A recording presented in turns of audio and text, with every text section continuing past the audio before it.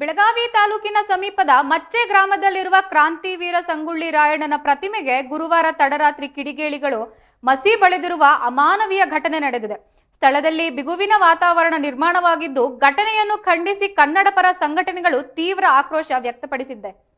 ಯಾವುದೇ ಅಹಿತಕರ ಘಟನೆಗಳು ನಡೆಯದಂತೆ ಪೊಲೀಸರು ಬಿಗಿ ಬಂದೋಬಸ್ತ್ ಏರ್ಪಡಿಸಿದ್ದು, ಸ್ಥಳೀಯ ಪಟ್ಟಣ ಪಂಚಾಯಿತಿ ಎದುರು ಬಸರಿ ಮರದ ಕೆಳಗೆ ಸುಮಾರು 3 ವರ್ಷಗಳ ಹಿಂದೆ ಸ್ಥಾಪಿಸಲಾಗಿದ್ದ 5 ಅಡಿ ಎತ್ತರದ ರಾಯಣ್ಣನ ಪ್ರತಿಮೆಗೆ ಕಿಡಿಗೇಡಿಗಳು ಕಪ್ಪು ದ್ರವ ಎರಚಿದ್ದಾರೆ. ಶುಕ್ರವಾರ ಬೆಳಗ್ಗೆ ಸ್ಥಳೀಯರು ಇದನ್ನು ಗಮನಿಸಿ ಅಧಿಕಾರಿಗಳಿಗೆ ಮಾಹಿತಿ ನೀಡಿದ್ದು, ವಿಷಯ ತಿಳಿಯುತ್ತಿದ್ದಂತೆ ಸ್ಥಳದಲ್ಲಿ ಅಪಾರ ಸಂಖ್ಯೆಯ ಜನರು ಜಮಾಯಿಸಿ ಆಕ್ರೋಶ ವ್ಯಕ್ತಪಡಿಸಿದ್ದಾರೆ. ಸದ್ಯ ಪ್ರತಿಮೆಯನ್ನು ಸಂಪೂರ್ಣವಾಗಿ ಸ್ವಚ್ಛಗೊಳಿಸಲಾಗಿದೆ. ಮಾಹಿತಿ ಲಭ್ಯವಾಗುತ್ತಿದ್ದಂತೆ ಬೆಳಗಾವಿ ನಗರ ಪೊಲೀಸ್ ಆಯುಕ್ತ ಭೂಷಣ್ ಬೋರಸೆ, ಡಿಸಿಪಿ ನಾರಾಯಣ್ ಬರಮಣಿ ಸೇರಿದಂತೆ ಹಿರಿಯ ಪೊಲೀಸ್ ಅಧಿಕಾರಿಗಳು ಸ್ಥಳಕ್ಕೆ ಭೇಟಿ ನೀಡಿ ಪರಿಶೀಲನೆ ನಡೆಸಿದ್ದಾರೆ. ಮುನ್ನೆಚ್ಚರಿಕೆ ಕ್ರಮವಾಗಿ ಮಚ್ಚೆ ಗ್ರಾಮದ ಸುತ್ತಮುತ್ತ ಹೆಚ್ಚುವರಿ ಪೊಲೀಸ್ ಸಿಬ್ಬಂದಿಯನ್ನು ನಿಯೋಜಿಸಲಾಗಿದ್ದು, ಪ್ರತಿಮೆಯ ಮೇಲೆ ಕಂಡುಬಂದಿರುವ ಕಪ್ಪು ದ್ರವ ಕಿಡಿಗೇಡಿಗಳು ಉದ್ದೇಶಪೂರ್ವಕವಾಗಿ ಬಳಿದಿರುವ ಆಯಿಲ್ ಆಗಿದೆಯೋ ಅಥವಾ ಮರದಿಂದ ಬಿದ್ದಿರುವ ದ್ರವವೇ ಎಂಬುದನ್ನು ಖಚಿತಪಡಿಸಿಕೊಳ್ಳಲು ಪೊಲೀಸರು ಮಾದರಿಗಳನ್ನು ಸಂಗ್ರಹಿಸಿ ವಿಧಿವಿಜ್ಞಾನ ಪ್ರಯೋಗಾಲಯಕ್ಕೆ ಕಳುಹಿಸಿದ್ದಾರೆ.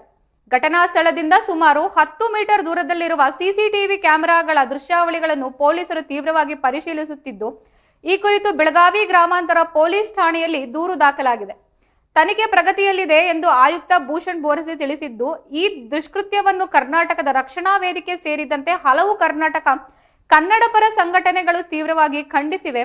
ಕರವೇ ಜಿಲ್ಲಾಧ್ಯಕ್ಷ ದೀಪಕ್ ಗುಡನಗಟ್ಟಿ ಅವರು ತಕ್ಷಣವೇ ತಪ್ಪಿತಸ್ಥರನ್ನು ಪತ್ತೆ ಹಚ್ಚಿ ಕಠಿಣ ಕ್ರಮ ಕೈಗೊಳ್ಳಬೇಕು, ಇಲ್ಲವಾದಲ್ಲಿ ಬೃಹತ್ ಪ್ರತಿಭಟನೆಗೆ ಹಮ್ಮಿಕೊಳ್ಳಲಾಗುವುದು ಎಚ್ಚರಿಕೆ ಕೂಡ ನೀಡಿದ್ದಾರೆ.